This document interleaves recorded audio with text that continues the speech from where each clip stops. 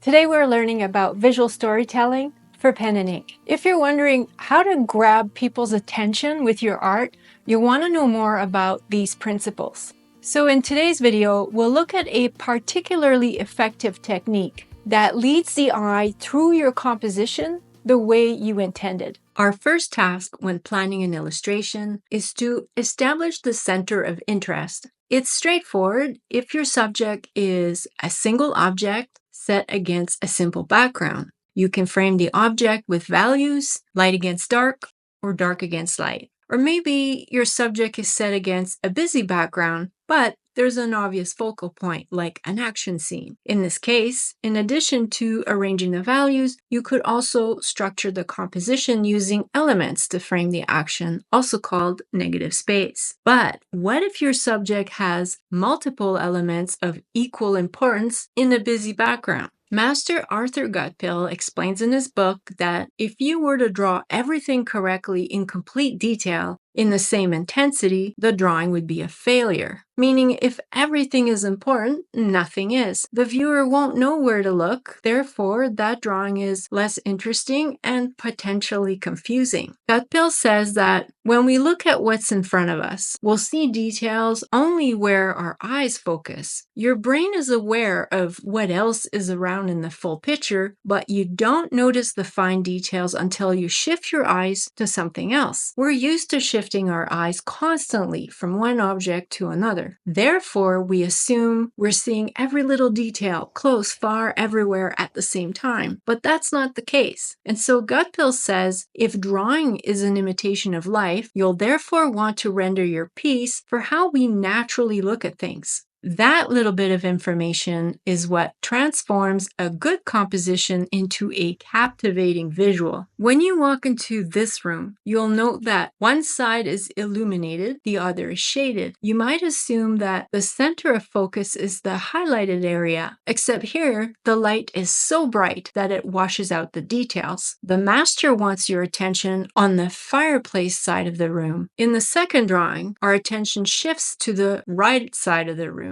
It's the same scene, but changing the focal point affects where you look first and what it's communicating, such as the time of day. In this illustration, our brain might be conditioned to look in the center first, except nothing interesting is going on there. Therefore, the eye unconsciously shifts to where there's more information, the upper part of the tower. Observe how the same scene leads our attention directly to the archway with the little cart. It's far away, there are no details, yet we're drawn to that focal point. The extreme contrast in values is concentrated in that area where the master wants us to look first. The eye can then naturally flow over the full picture, taking in the other elements. What first caught your eye in this image? Was your focus on the left? How about now? Focus is at the center, a bit more tricky, except the door has the highest contrast. Now focus is at the right of the image. If we've managed to accomplish this much with just shading and contrast, imagine how effective you'll be at visual storytelling when you incorporate other common techniques, such as line weight.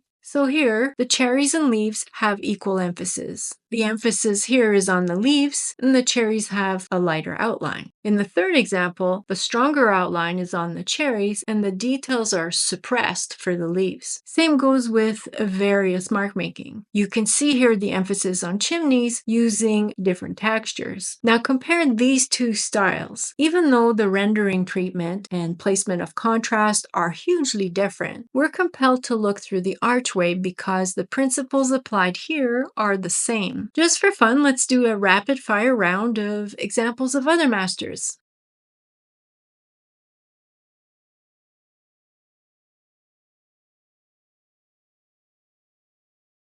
What's reassuring to me is that we don't have to sacrifice details. It's more about having one aspect of your illustration stand out enough to be noticed first. It's the point of entry into the image, thereafter leading the viewer to the next important thing. It comes down to what you're aiming to communicate.